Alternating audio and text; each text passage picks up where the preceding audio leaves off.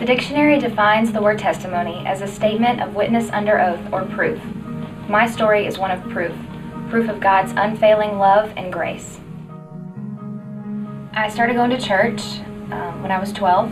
I accepted Jesus as my Savior that same year. I was Spirit-filled when I was 15, and I had some unbelievably awesome encounters with Jesus when I was younger. I used to carry my Bible every day to school with me, to high school. I started a prayer meeting on Friday nights in my youth group. I even preached one Wednesday night in my youth group to about 200 kids. And then I got out of high school, and at the age of 19, I started hanging out with the wrong kids. And I took a hard and violent turn off the path that God had for my life.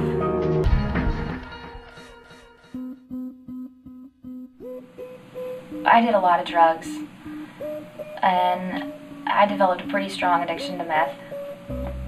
But I tried anything and everything I could get my hands on. There wasn't much that I wouldn't do.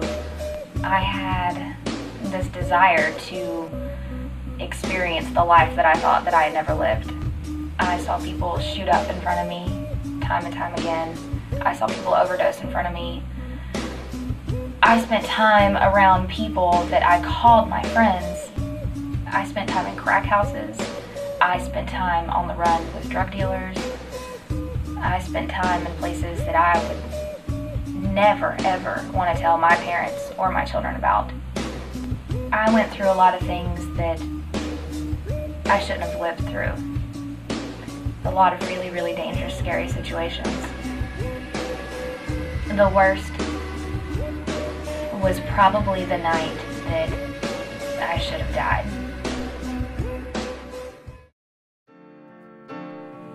My best friend Brandon came by the hotel that I was staying at in Atlanta, and Brandon and I went everywhere together. And Brandon probably begged me for about 45 minutes to leave and go with him. And something kept me in that hotel room, and I didn't leave.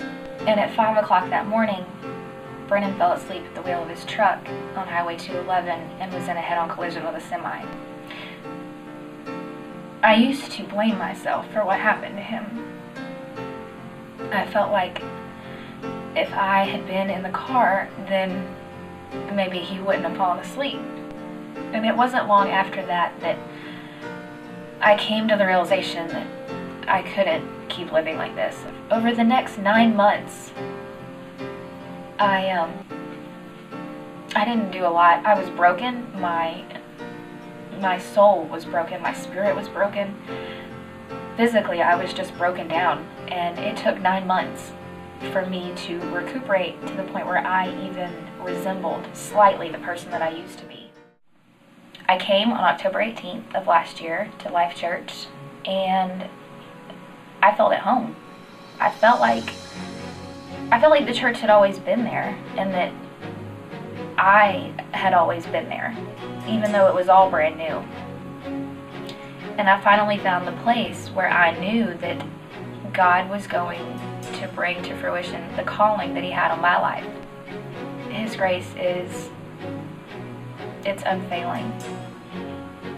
And there's nothing you could ever do to earn it. It's given to you. And it literally will save your life.